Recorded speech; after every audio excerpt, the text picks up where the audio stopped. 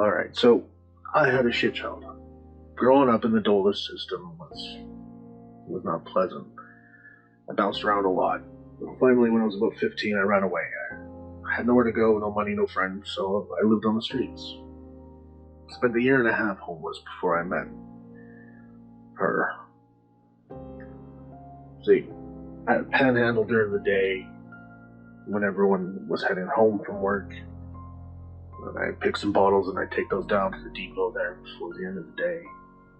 When I go find a nice place to rest for a bit, and then at night I would head over to an all-night diner, and I got to know the staff there really well, and they would let me stay and drink coffee and occasionally grab some food, whatever.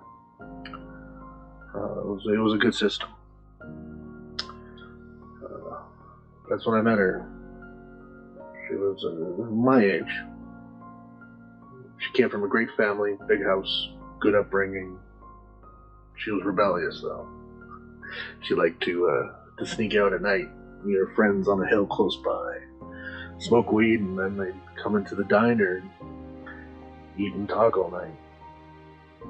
After a few weeks of seeing me there, she'd come in, we'd get talking.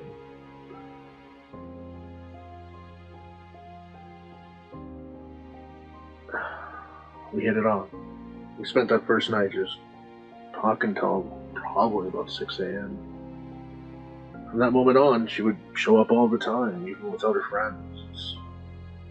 It's like the universe would stand still just so we could talk and hang out. We became the best of friends.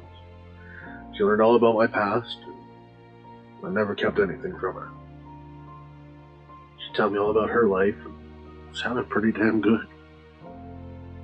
Occasionally, she would sneak me into her house when her parents were out, just so I could have a proper shower, wash my clothes, nap on a couch, the really comfortable couch. She would have to force me into it. I try to live by a rule of never asking my friends for anything, or putting them out of their way. So, she would force me into it. But let's be real, after 2 years on the streets there, wasn't exactly much of a fight on my end. Anyways, she helped me get a job, helped me get an apartment, get my shit in order. In return, I helped her with schoolwork. I found copies of all her classes, all the books in the classes, and I'd study them back and forth, cover to cover. I learned everything I could about every subject that she had, just so I could help her out. It was never just about one person supporting another. It was about doing it together for each other.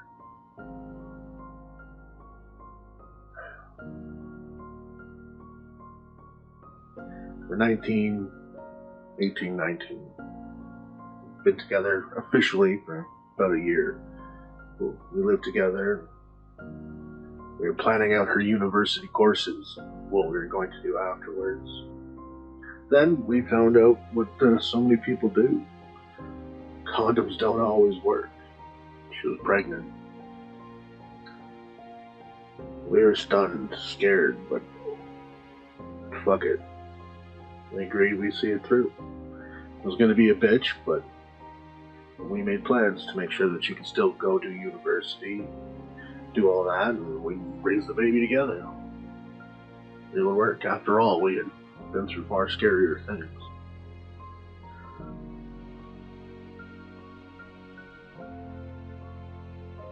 She had 2 months left on her pregnancy. We're in a small town hospital, somewhere far away from the city. It was on the 2nd floor. We did the checkup and everything was fine. Baby was healthy. Lyssa was healthy. Then the earthquake happened. The ground started rumbling and the walls started shaking. lights were exploding all around us. We heard shouts and screams, and what had to have been gas lamps exploding. Things get pretty hazy here. I knew the floor we were on was the first thing to give out. We fell right through onto the floor below. Fortunately, we were still good. This was still good. There was no bleeding, nothing. We were banged up, but we were good. I think it was around that point we realized it was gunfire we were hearing. And the explosions were bombs. Shit like that. I remember lying to her, telling her it was going to be alright. We were going to be safe, and I'd protect her. And I'd look in her eyes. Those blue eyes that used to show me the stars. Now, all I saw was fear. I remember looking into it. She was looking past me. And the fear turned to panic.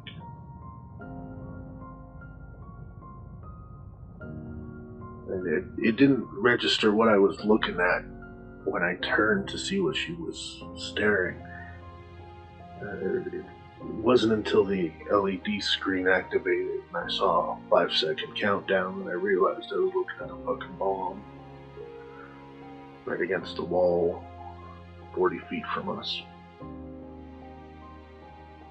The instinct took over, and I knew I had to protect her. So I put my right arm, I bent it, and I covered her face with that. I used my body to hug her midsection to protect her and the baby as best as I could. Before that countdown hit 0.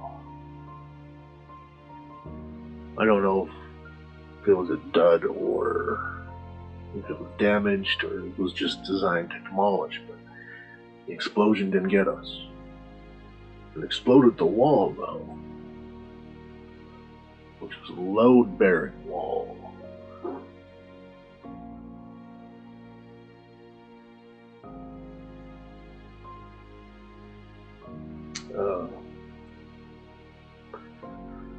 Piece of rebar about 4 feet shot out from the explosion. Oh man, it hit me on an angle from the top of my left shoulder down. It just missed my heart.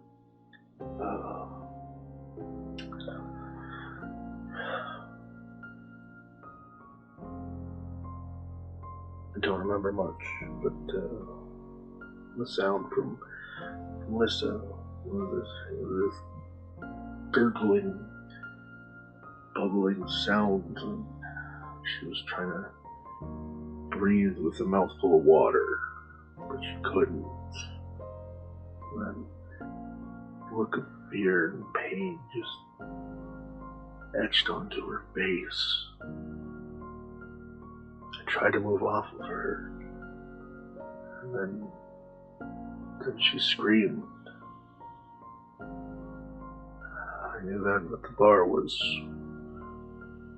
right between both of us. I didn't know where in her it was, but I knew I couldn't move.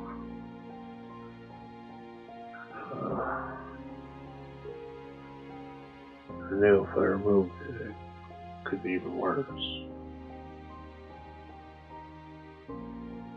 So I prayed to a God I didn't believe.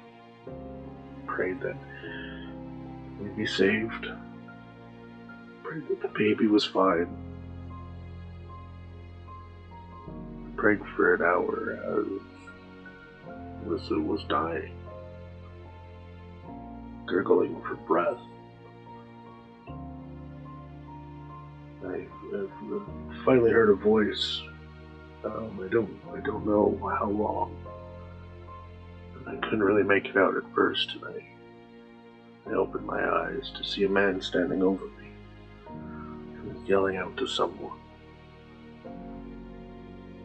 I only remember part of the conversation. He said, "Amber, this one's still alive. We need to help them." And I looked as far as my head could turn, and I fucking saw Amber standing there staring at me. And all she said was, "No, we can't take the dead weight. Leave them." And that's when I passed out.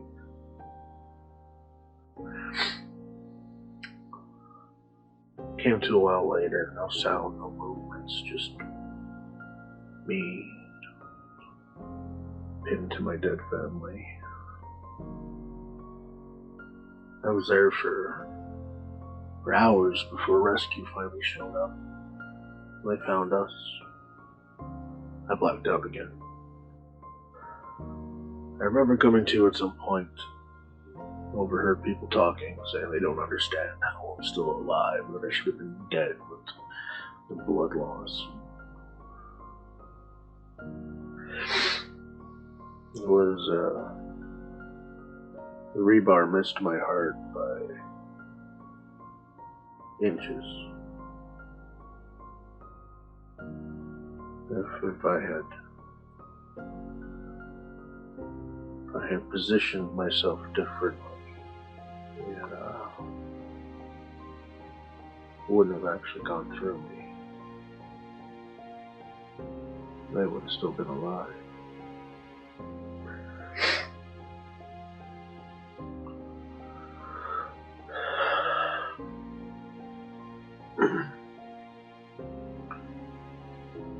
Took a long time to recover, physically. That is, and I learned what happened that night. Turns out, InSub was given some intel that pointed to that hospital being the secret location of one of the dullest Grey divisions. So they destroyed it. Killed over 25 people that day. Within 24 hours, Dulles had scrubbed all the records of that place ever existed. Everyone who died that day, all the records were gone. Now everyone that was there, everyone that died, was nothing but ghosts that haunted me. So, the dilemma for the longest time is, who do I hate most?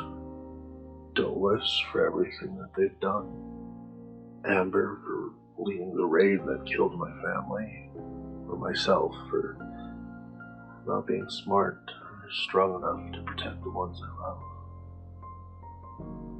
In the end I said, fuck it. I'll destroy all of them. There's your fucking story.